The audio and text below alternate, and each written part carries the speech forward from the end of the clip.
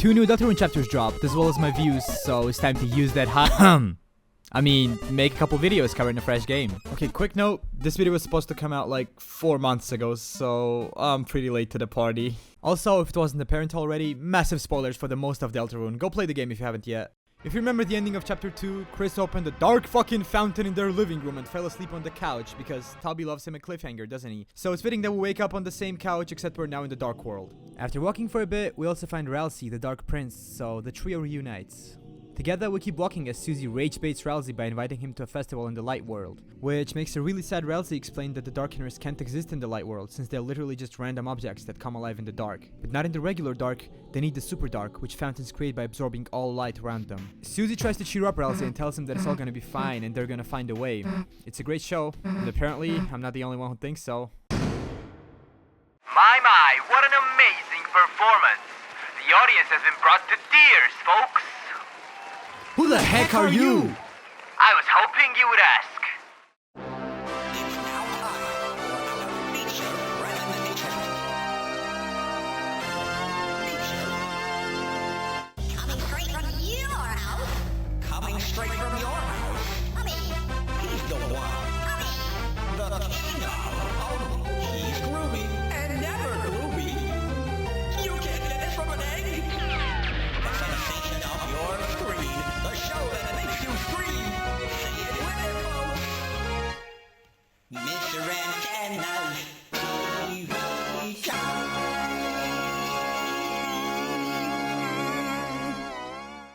Mr. Antenna, the embodiment of our TV. He's a bit... yeah. And he wants us to be on his game show, which is just gaming on a couch.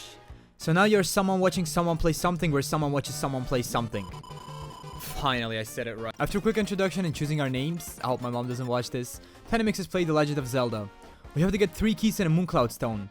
The keys are fairly simple: answer quizzes, become a capitalist, or find Lancer. But for the stone we have to fight 2 lovers, Lanino and Elnina, who are supposed to be weather reporters? The fight starts out fine, but the relationship proceeds to deteriorate right in front of us, which is kinda sad to see. Ruth also appears in a moment of foreshadowing. Anyways, we beat them by breaking them up. I'm such an asshole. Wait, girl, can you speak up? I don't hear what you're saying over this banger ass move. We get the stone and open the door. Behind that door is another door, and behind that door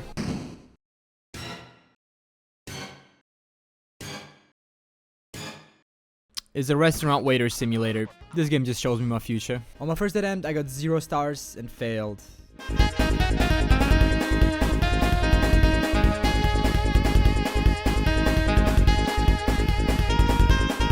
On my second attempt, I got 1 star. I'm probably the first person to ever do this bad. Anyways, round 1 done. A rank. A stands for S at this game, by the way.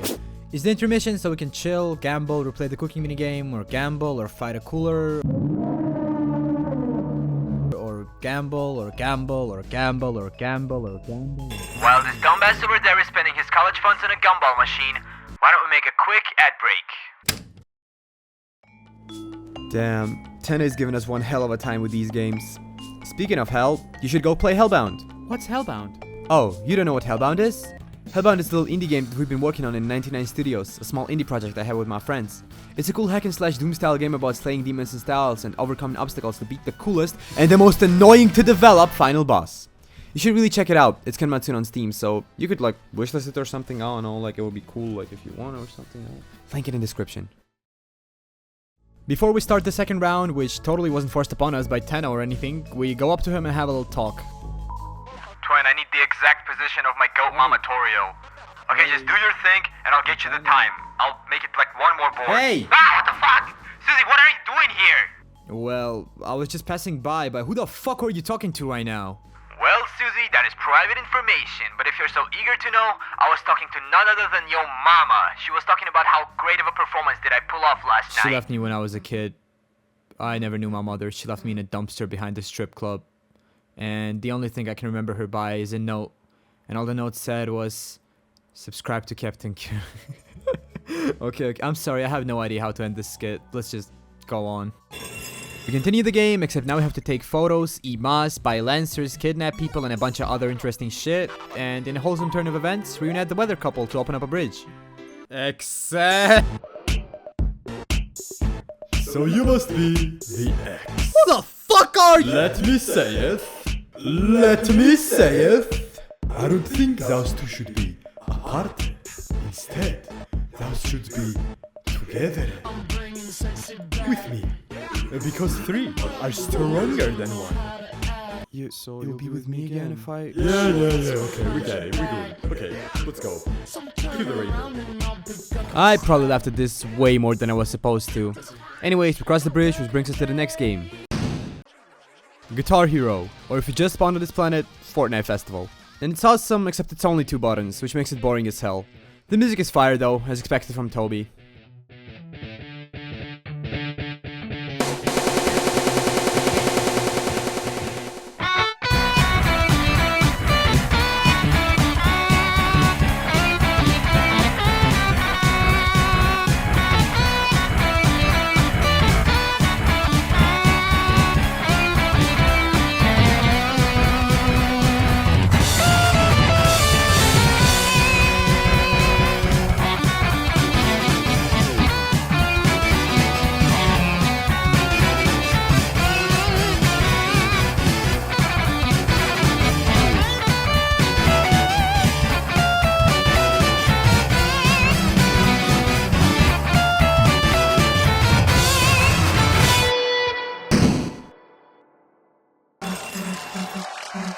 Shut your bitch! Round 2 done.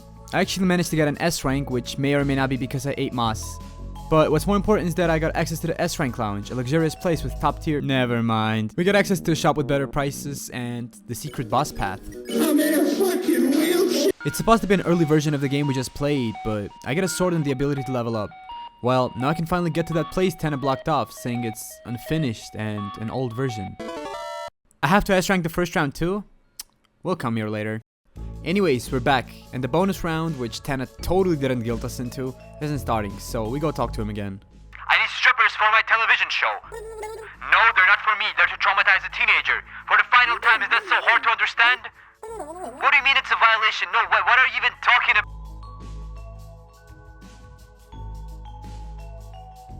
Man, there's nothing that pisses me off more than people who don't tell you the whole deal. Since 10 isn't starting the game and I haven't broken any laws in a while, I think it's a great time to trespass, so we lure the guard away by pressing his buttons? I do not want to know what that means. And by solving some easy puzzles to get through the parental lock system, we reach the Christmas tree. Nothing in this game makes sense. Where we find Toriel? Oh right, because she fell asleep in the same room. Anyways, Tana comes in as well, so we hide. Oh, I guess there weren't any conveniently shaped lamps around. Well, Tana starts tweaking the fuck out as he traps us and starts playing his own game, where he tortures and makes us suffer mentally and physically, and other stuff you see in Japanese game shows. After a bit we escape by breaking the 4th wall and... Wait a moment, I hear a banger!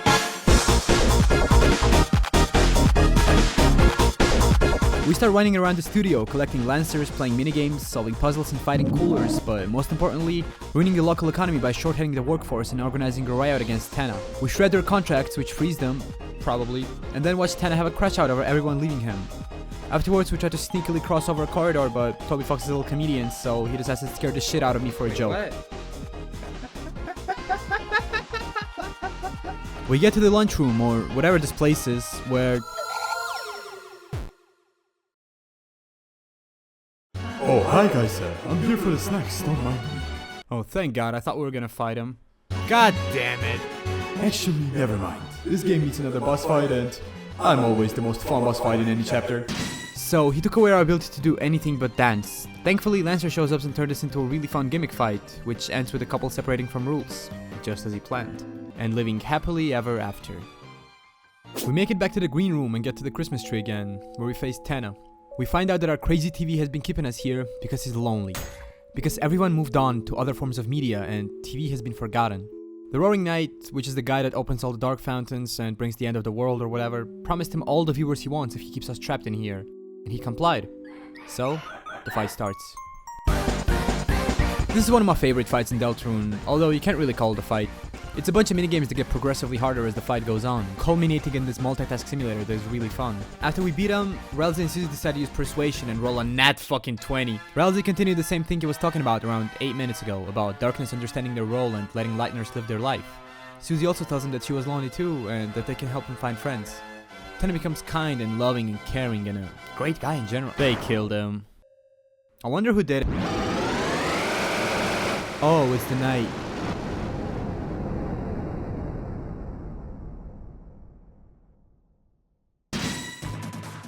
This fight reminds me of this picture. Okay, I wrote this back in June. I have no idea what picture was I talking about back then, so here's a random one from my camera roll. Actually, let me adapt it to the video.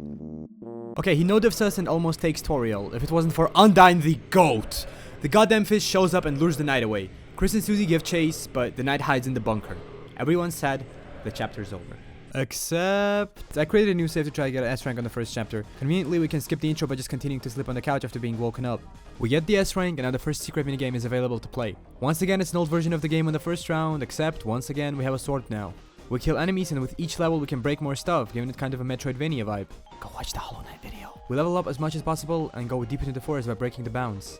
There, we find the ice key, which probably opens the door in the second game. Picking up the key ends the minigame, so I get a T rank on the second board, which opens the tea room. But it also gives access to the secret minigame, so I get to the door again and I open it. I get into a dungeon, which consists of puzzles and enemies, but most importantly, the white cloak, which has ice powers. Gee, I wonder who that might be. At the end of the dungeon, we open another door and game tells us that the ice key was used up, just as she was used up. We get used up as well and the game ends. I guess I gotta come back here after tennis crash out.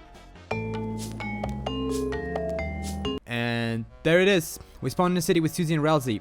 We pick up a random sword from the basement, but we need levels to get through this gate, so sorry guys. We get into a dungeon where we do even more grinding and this shit is actually kinda hard. Anyways, we complete the dungeon and we get an in-game Tenna talking about how he missed an opportunity to become a big shot and how he got scammed. And looking back, Tenna does have a striking resemblance to another long-nosed phony, Sans. We open the shelter with the key and get to the boss fight and holy shit it was hard. I might just be bad at this, but I was struggling. The movement combined with the weird obstacles and the boss constantly floating around made it really hard to do anything. My tip is to stay in the center. You get enough space to dodge anything as well as hit the boss. As for the last phase, pray. After like 30 minutes of torture, we beat the boss and unlock the Shadow Mantle by breaking the inner fourth wall of the game and letting our character escape. And he looks real mad. I mean, I would be mad too if I had to slime my friends for a piece of cloth. But that ain't no regular cloth. It's got protection against dark and star attacks, which happens to be the exact type of attacks that the knight has. And this means he's the hidden boss. We no longer get one shot, so that's progress. Still, the fight's real hard, like average Sans Fangame level hard, although it's really fun and the attacks are great. I was struggling for like 4 hours across 2 days, but after buying better gear and giving the mantle to Susie instead of Chris, all it took was a good attempt.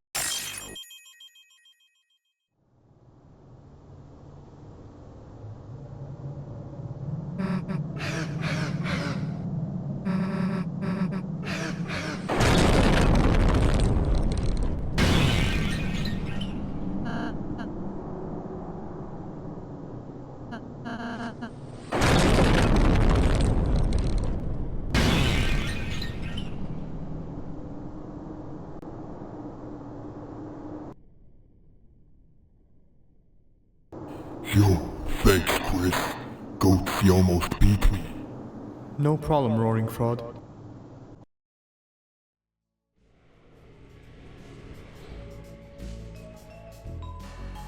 That was a really good fight, although it was a bit too painful. The chapter's over, you can expect another video a bit later since it will be winter holidays.